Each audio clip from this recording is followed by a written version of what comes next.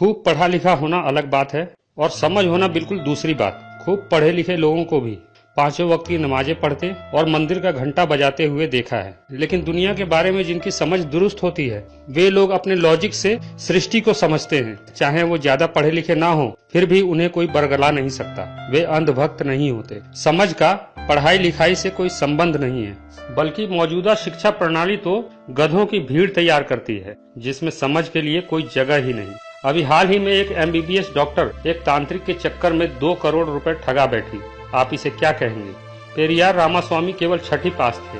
दशरथ माझी ने स्कूल का मुंह तक नहीं देखा था। आप इन्हें क्या कहेंगे? हमारी शिक्षा व्यवस्था जब तक रोजगार और अक्षर ज्ञान तक सीमित रहेगी तब तक लोगों में समझ नहीं आएगी और इस शिक्षा प्रणाली से ऐसे नासमझों की भीड़ पैदा होगी जिन्हें आज हम अपने चारों ओर देख रहे हैं। केरल आपदा आई, गरीब अशिक्षित मछुआरे भगवान बनकर सामने आए। उन्होंने सेना के जवानों के साथ मिलकर सैकड़ों की जान बचाई और पढ़े लिखे लोगों को हमने देखा कि वे सोशल साइटों पर कैसे अपने गधे होने का प्रमाण दे रहे थे। जो जितना ज्यादा पढ़ा लिखा था वो उतना ज्यादा अपने नासमझ होने का सबूत दे रहा था। RBI के एक वरिष्ठ अधिकारी जो कुछ ज्यादा ही पढ़ लिख गए थे, उन्होंने दावा किया कि ये सबरीमाला में औरतों के प्रवेश का प्रकोप है। विदेश में बैठकर देश के विकास को गति देने वाले कुछ ज्यादा ही पढ़े लिखे लोग केरल में राहत सामग्री के साथ कॉन्डम भेजने की बात कर रहे थे। ये है हमारे देश के पढ़े लिखे लोगों की असलियत। आप शिक्षित हैं, इसका अर्थ ये नहीं कि आप समझदार भी होंगे। आप अगर देश की समस्याओं के मूल कारणों को लॉजिक से नहीं समझ पाते, राजनीतिक षड्यंत्रों को नहीं समझ पाते, धार्मिक पाखंडों के प्रति जागरूक नहीं हैं, तो चाहे आप कितनी ही डिग्रियां लेकर बैठे हों, आपकी समझ जीरो है। मान लीजिए आप एक ऐसी जगह हैं जहां आपके चारों ओर अंधकार है। ऐसे में आपकी पढ़ाई लिखाई उस अंधेरे में एक टॉर्च की तरह है। आप उस टॉर्च के सहारे रास्ते को देखते हुए आगे बढ़ जाएंगे, लेकिन आसपास के माहौल और मंजिल की तार्किक समझ न होने के कारण आप भटक जाएंगे, गलत रास्ते पर आगे बढ़ते रहेंगे। वहीं जिसके पास टॉर्च नहीं है लेकिन रास्ते और मंजिल की समझ है, वो घोर अंधकार में भी बिना रोशनी के रास्ता ढूंढ लेगा और आपसे पहले मंजिल तक पहुंच जाएगा। ज्ञान का अर्थ ही परिवर्तन है। अगर आप में ज्ञान है और उस ज्ञान से समाज का कोई लाभ ही नहीं, तो ऐसा ज्ञान किस काम का? फिर तो ये आपका भ्रम है कि आप ज्ञानी हैं। धर्म, आध्यात्म, राजनीति और पूंजीपतियों के गठजोड़ से बनी हमारी विकृत सामाजिक व्यवस्था में अगर पढ़े लिखों की तादाद बढ़ने से देश आगे बढ़ता, तो आज देश की ऐसी हालत नहीं होती कि 77% लोग 30 रुपए रोज पर गुजारा करने को मजबूर होते, रोज 50 किसान आत्महत्या करते और प्रतिदिन 5000 बच्चे कुपोषण का शिकार होकर मरते। देश की ये तस्वीर बदलेगा कौन? अगर आप राजनीति से देश के उद्धार का ख्वाब देखते हैं तो आप कुछ ज्यादा ही पढ़ लिख गए हैं, क्योंकि ये संभव ही नहीं है।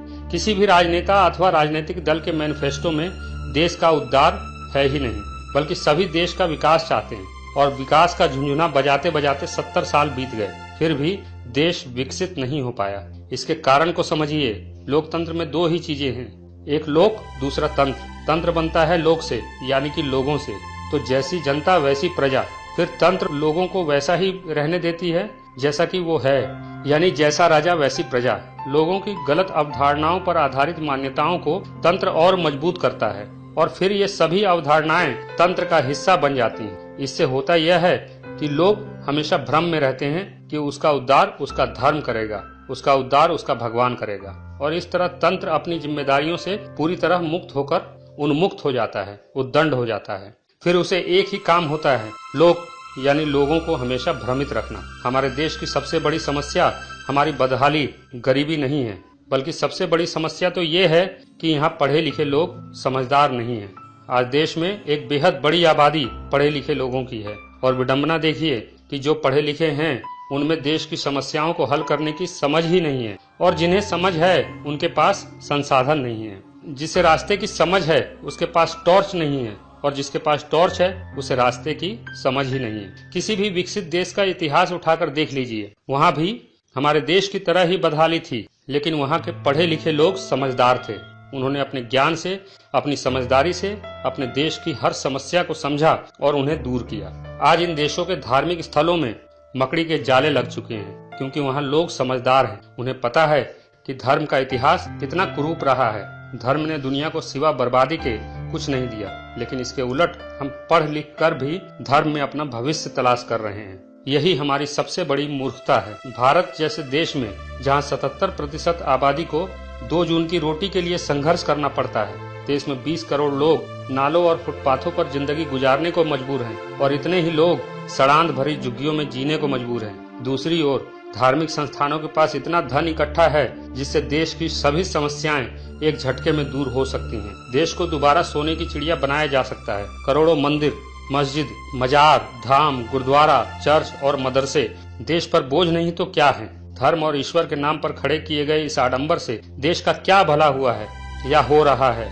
वे देश जहां धर्म की ये बीमारी नहीं है, वहां लोग हमसे ज्यादा खुशहाल हैं। आखिर क्यों? बाबा और उनके दिन रात चलते सत्संग जो अध्यात्म के नाम पर लोगों को मोड़ते हैं, समाज के तार्किक दृष्टिकोण को पनपने से रोकते हैं। इन सब के अलावा मुल्लाओं की फौज, साधु मंडली के लोग देश और समाज पर बोझ नहीं तो और क्या है। ऐसे हालात में देश के कुछ पढ़े लिखे लोग जो खुद को ज्यादा पढ़ा लिखा समझते हैं, वे देश में रहकर देश की समस्याओं से निपटने की कोशिश करने के बजाय देश छोड़कर भाग रहे हैं। दुबई के महंगे फ्लैट्स में भारत के 50% पढ़े लिखे लोग रहते हैं। ऑस्ट्रेलिया, कनाडा, अमेरिका और यूरोप में भी भारतीय पढ़े लिखे लोग इसी तेजी से सेटल हो रहे हैं और कुछ अनपढ़ लोग जो खुद को ज्यादा समझदार समझते हैं, हिंसा के बल पर देश को बदलने का ख्वाब देख रहे हैं, नक्सली बन रहे हैं। दोनों ही स्थितियों में देश का विनाश ही होगा, उद्धार नहीं। अगर देश का सच में उद्धार चाहिए तो पढ़े लिखे लोगों को समझदार बनना पड़ेगा। देश की समस्याओं को तार्किक दृष्टिकोण से समझना होगा, सबको साथ मिलकर